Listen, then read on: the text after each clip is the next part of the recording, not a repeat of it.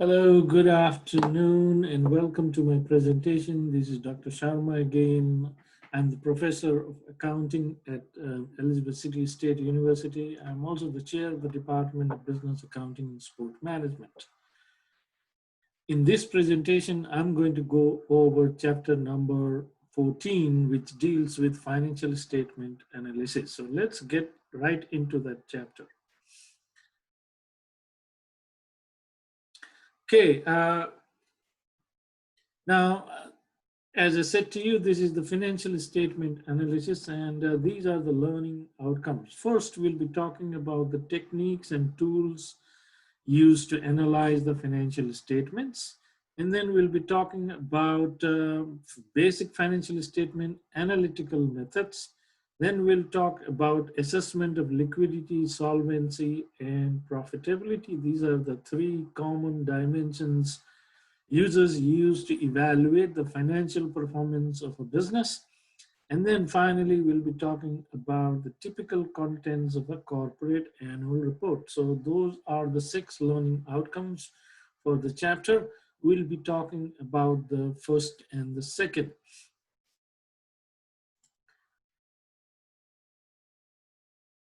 Okay, now as you can see, this is the learning objective number 1, which talks about the techniques and tools used to analyze the financial statement information.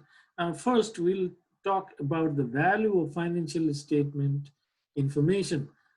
Users derive value from financial statement information when they can assess the dimension of liquidity, solvency, and profitability.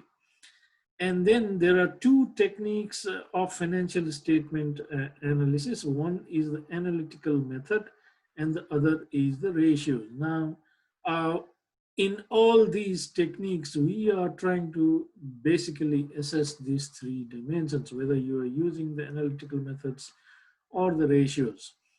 Now, that's the first learning objective. As I have been saying to you in the previous presentations, that there are several users who use the accounting information derived from financial statements about a disclosing company. Now, each group of users will extract information they need to study the company's economic performance and financial condition. So that is the whole purpose of users extracting information about a particular company. Now they will do that from the annual report for public companies available publicly. For private companies, the users are limited to people who have access to that financial statement. But for a public company, all users have access to that information because they are publicly available. Typically, users will study these financial statement information in terms of the following 3 dimensions, as I said to you: liquidity, excuse me, solvency, and profitability. Now, liquidity is the ability of a company to convert assets into cash. So you have assets like cash, you have assets like bank, you have assets like accounts receivable, you have short-term investments, you have prepaid expenses, and you will have inventory. These are some of the current assets that are available in most of the businesses. Now, these 2 are not liquid assets. So we are talking of only these assets. Cash is very liquid. Bank, of course, is very liquid. Accounts receivable is the money owed by customers to us, so we can always ask them that money. And then short-term investments are held so that you can sell them off whenever you need cash. So if they have more of these liquid assets, then the liquidity position of the company will be better. as compared to the liabilities, current liabilities. So we'll try to assess the liquidity in the short run. That is always the purpose of our assessment. Next is the solvency. Solvency is the ability of a company to make its periodic interest payment and repay the principal amount of debt.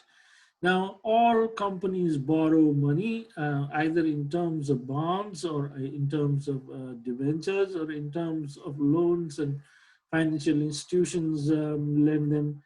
And the expectation of the lender is to earn interest as well as receive back the principal. So a company will be considered as solvent if it has more resources at its disposal to pay off the principal and the interest payment whenever it becomes due.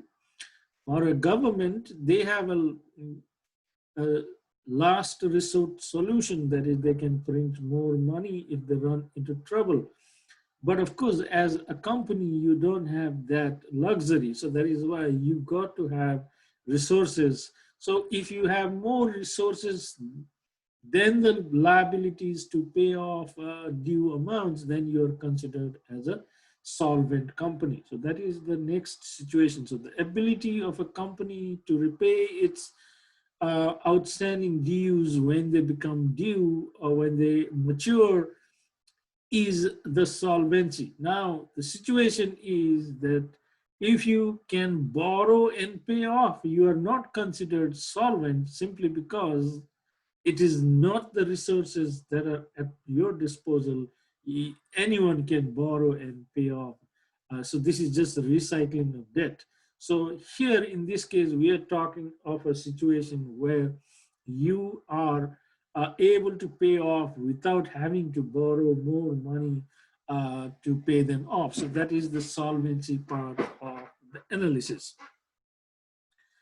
Now, next is the profitability. Profitability is, I would always consider that as the backbone of the company. If you are profitable, then there is a possibility that you will be liquid as well as you will be solvent, because you would have generated enough profit to cover the short-term needs and the long-term needs, as well as you'll be able to pay off your investors the dividend amount they always want to receive. So, and you will also be able to finance your expansion and things like that. So that is a profitability, ability of a company to generate earnings. So if you spend $100, how much is the profit? So if you get the $10 as a profit, so that means the profitability is 10%. So in the same way, if you spend if you invest $1,000 using the same 10% return, it will be $100. So that is how we will understand the profitability situation. So that is a profitability, how profitable it is. Now there are different metrics that we use to calculate the profit. We'll be taking that in this chapter. Okay, now next is what are some of the techniques used to analyze the financial statements. So first is the change in the amount and change in the percentage of items within and across the period. So if it is within, it is intra-period. Across the period means inter-period. So if you are comparing your financial statements between 2020 and 2019, then you are doing an inter-period comparison. But if you are just using some of the metrics within the year 2020, so within that, then basically you're doing an intra-period. So that is, if you are comparing the net income, as I told you in the previous example, $10 for every $100. So that means that is an analysis being done for the same year. So again, if you're looking at your current assets and comparing them with their current liabilities in the same year, then we are doing an intra-period comparison. So that is intra-period and inter-period across the period. So now next thing that we do is we use ratios. So now in case of analytical methods, we'll use your horizontal analysis, vertical analysis, and then probably the common size financial statement. So those are the three analytical methods we'll be talking about in a few minutes time. But the next is the ratios. Now ratios is simply expressing a set of financial statement items as a percentage or as a ratio in order to measure any of those three dimensions that we talked about. Supposing we use a quick ratio to judge or to assess the liquidity. Now, sometimes we use debt to asset ratio,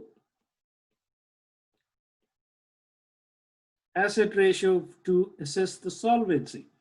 Sometimes we use earnings per share as the ratio for profitability. So that means what you're trying to do is we're trying to use some of the items in the financial statements and converting them into ratios as a percentage or in number of times, and then interpret the liquidity, solvency, and profitability situation of a company. So as I said to you, the inter-period comparisons are usually done to calculate or to know the trend of a company's performance, again with the three dimensions, how the company is performing over the period of time. So as we know that historical trends are a good predictors of where the company is going to go in the future. So that is why we use inter-period comparisons. Now we also compare intercompany comparisons. Now intercompany comparisons are basically made relative to the competitor. So one company, supposing if you are a Chevron, you may want to compare your results with ExxonMobil. I will be using this what we call comparisons in demonstrating some of the ratios in the next videos. Now, so intercompany comparisons, now you have to understand that you will be able to compare them only if they are in the same industry and they have similar kinds of assets and liabilities. So that is your intercompany comparisons. Now we're done with learning objective number 1. We're going to go on to learning objective number 2. Now learning objective number 2 is an expansion of the analytical method, so that we talked about in the previously. So this is what we are going to expand in detail. So basic financial analytical methods are horizontal analysis, vertical analysis, and common size statement. So these are the three analytical methods that we are going to take up in this learning objective. So the three learning,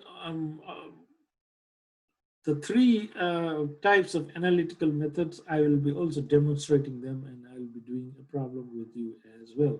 So the horizontal analysis, as the name suggests, is going from left to right, and vertical analysis top to down, and common size statement is very similar to vertical analysis, but in case of vertical analysis, we include both figures as well as percentages. But in case of common size, as the word suggests, common size, we won't be using the figures. We'll convert all the financial statements in terms of percentage, and that is the common size measurement.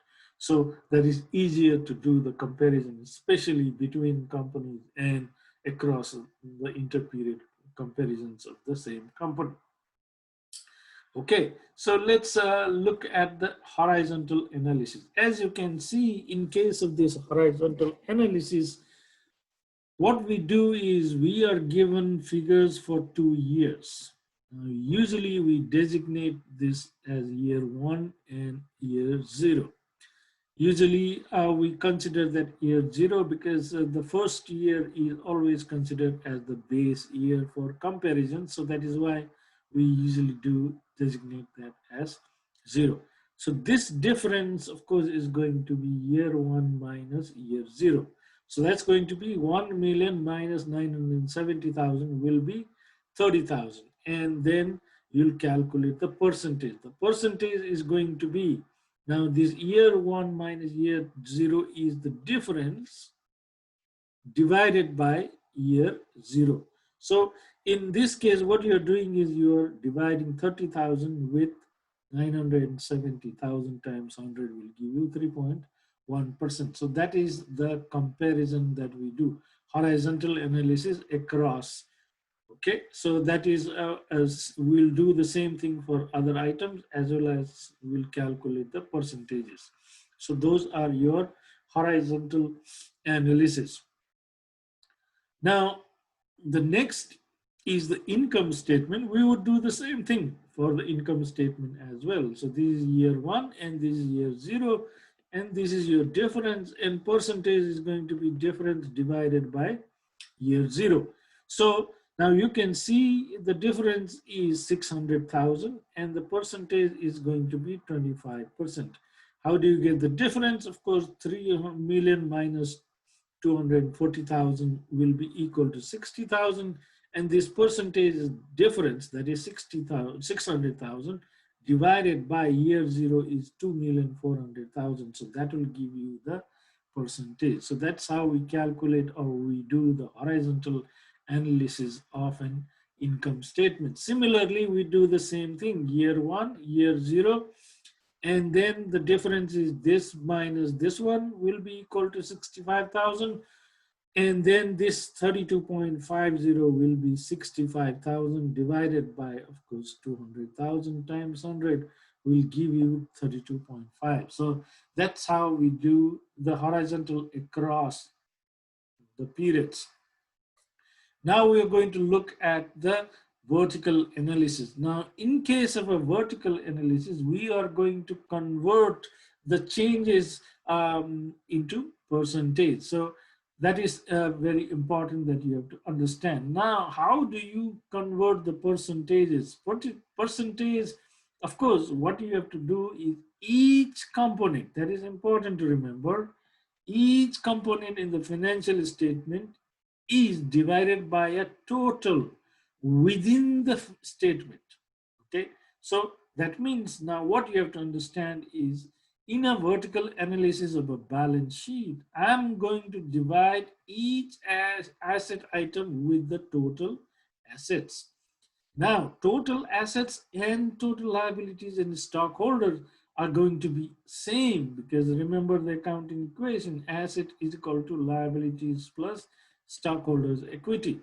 So this and this will be the same. So either one of them, you can take that as the base. So that is what you have to understand about the balance sheet. In case of an income statement, we are always going to go with the sales, total sales, or if it is a service company, we might have a service revenue. That would be, or sometimes we have other forms of revenue. So anyway, we'll be taking the total sales or the total revenue in case of income statement. Okay, so let's look at the balance sheet. Now you can see what we have done is we have this amount and we have this amount. So this is year 1 and this is year 0. So now for each of the years, what I'm going to do is I'm going to divide the items, each one of them, remember, by the total. Similarly, these also will be divided by the total. Now this total and this total are always going to be the same. So either way, whether you call it total assets or total liabilities and stockholders equity, the figure is going to be the same. So we'll divide that and get those percentages. So in essence, what is happening? This one is 100%. Why? 2,288,700 divided by the same figure is going to be 100%. So this one, will be 1 million divided by 2,288,700 will be 43.7%. So that is how we will be calculating the percentages. So same for the other year, take the total first, take each item, divide by total and calculate the percentage. So that is your vertical analysis for the income statement. Now, of course, for the vertical analysis of the income statement, we'll be taking the sales, total sales or total revenue, whatever is available to you. Remember that. So we'll be taking these as the base and we'll divide each item. See, each item is divided by the total sales or revenue. Now in this case we are given the sales, so that is the base figure. So if it is the base figure, I'm going to divide 3 million with 3 million, get 100%. 2,400,000 divided by 2,400,000, 100%. Next, cost of goods sold is 2,096,000 divided by 3 million. That will give you 69.9% and 68.3% for the year 2020. So that is how we do a vertical analysis of the income statement. Now, vertical analysis of the retained earnings is not completed as there is no single base figure. As we learned in the balance sheet, we have the total assets as the base figure. In case of income statement, we had a total sales or total revenue uh, for income statement, but in the retained earnings we don't have that binding base figure, so therefore we don't do a vertical analysis for retained earnings normally. Now we're going to go on to the third element of the analytical method, that is the common size statement. In case of common size statement, all items are expressed as percentage with no dollar amount shown. So that is something that you have to keep in mind. So what does it mean? It means if I cancel these out and these out, it becomes a common size financial statement. So we have items and then the percentages for the 2 years. So what is the advantage of this? Now I have converted all the figures into a common size, that is the percentage. So I can do a comparison, 7.6% and 7.5%. So although my sales figures have increased, let's see, 2,400,000 to 3 million. Now the change in that is 7.5 and 7.6. So that means it has gone down in spite of the fact that the sales has increased in relative form. So common size will give you that kind of a perspective. Now that is why we do a common size financial statements. Now common size financial statements are used either inter-firm comparisons or inter-period comparisons, or you can also compare with the industry averages. So if you are in a beverage industry, you will get figures from their association with regards to the averages and you compare with them. Inter-period also you can do the same thing, that is 2019, what was my situation as compared to 2020 or 2018. Interform, form A, form B, form C, you have what you call all your items lined up and calculate the percentage and do a comparison. So that is going to be interform. Now, of course, you have to remember that interform comparison is possible only when you have common line items. Otherwise, it will be a mismatch and you may not be able to do a good income statement. This is a sitcom company and this is a Zincom company. Now, if we have only the percentages, then we can just look at it. You can see the cost of goods sold was 70.3% and it was 69.9%. So the cost is high. as compared to two of them. So this is a costlier company in terms of cost of goods. Now, if you look at the selling expenses, that company is spending more. Possibly they're giving a higher rate of commissions or having need to advertise more or something like that. So if they are in the same industry, then we'll be able to know their efficiency as to how they are controlling their cost and how they are utilizing their expenses and how much of tax they are paying. And you can see the net income is 7.5 and 0.4%. So what does that essentially mean? It means that this company, although it is in the same industry, is very profitable as compared to 0.4%. So this company is definitely a better company to look for investment. So that is the comparison people will do and form their judgment. So what does this mean? It means it is able to generate a profit of $7.5 in every $100 sold by the company. In this case, it is 40 cents for every $100. So that's how we can derive conclusions about that. So income statement will show the profitability situations. Now, in this case, what we have is you can uh, do a comparison of the balance sheet again the same way. What is the situation of those two companies? So that is inter-period comparisons. It's the same company in two different years, or it is a different company. So that would how we'll do interperiod and intercompany.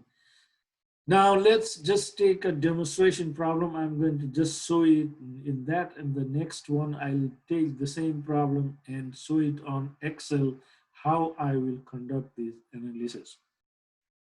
So let's read the problem. Given the comparative balance sheets of Cross and Drain incorporated for the calendar years 2020 and 2021, complete the horizontal analysis of the balance sheet. Remember, horizontal analysis is this is year one, year zero, and this is the difference that's going to be year one minus year zero figure.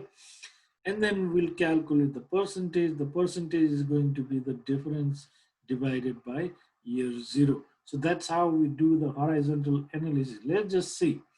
As you can see, this is 250,000 minus 242 will give you 7,500, and that's the difference. So now I divide 7,500 with 242,500. That will give me 3.1%. So that's how I do a horizontal analysis. So this is how we do the horizontal analysis. Now, as you can see, I have shown that on the PowerPoint slide so that you remember this is year one minus year zero, and percentage is going to be, of course, the difference divided by year zero figure times 100 will give you that percentage. So we'll calculate other figures the same way. So that is the demonstration part. Now what I'm going to do is I'm going to go back uh, to my PowerPoint slides.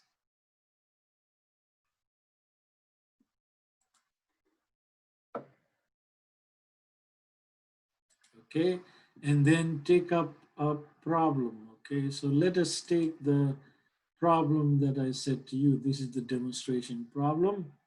And okay, now, yes. So I have the problem in front of me here. You can see that problem. So what I'm going to do is I'm going to use the same problem that I have done just to show you how you do it using Excel. Now, you can see I have those figures. So in here, I'm going to go and put a formula. So that is what? This is C and this is 7, C7, and this is D and this is 7th row. So this is going to be C7 minus D7. So that will give you that number, 7,500. Now, how do you calculate the percentage? It's going to be 7,500 divided by D7, that is 0, Y0 figure. So that will give me 3.1%. So now what I can do is I just select this 2 and then I can fill it down. Okay, so I can fill it down. Okay, so that's how we can just complete now. Remember, this has to be formatted as a percentage. So look here at the top, there is a percentage figure. So that you need to understand about that situation, that this has to be formatted as a percentage, the last column. Okay, let me go to the income statement. So again, because this is a horizontal analysis,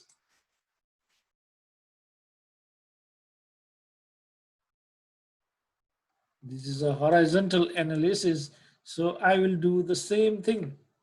That is year one, this is C7 minus D7, and this is a percentage, 150,000 divided by 600,000. So I'll get 25%. And then there is, how do I do? There is at the end of that selected item, there is a plus sign that will appear. So double click that or drag it down.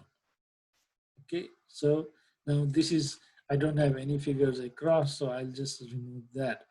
So you can see I have the changes in the percentages. If you use Excel, that is very easy. So only thing that you need to do is you need to type this out, these figures and these two, you can just conduct the analysis. So that is how we do a horizontal analysis for income statement. Now I'm going to show the same thing for the retained earnings. Now,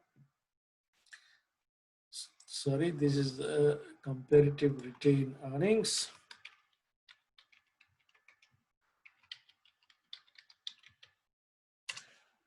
Okay, so now let us just take this figure again. So this minus this one. So 66,000 to 50 minus 50,000 will be 16,000. I do this divided by this figure here, and now what I do, I just drag them down.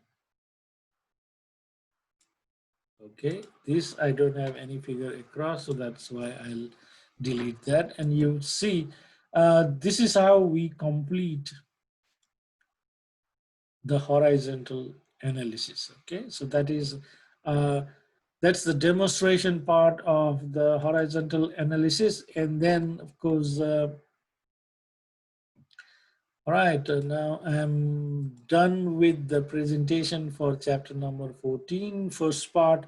Now I will be picking up in the second part of the financial statement analysis in the next video. So I'll be seeing you in the next video with the second part of the financial analysis.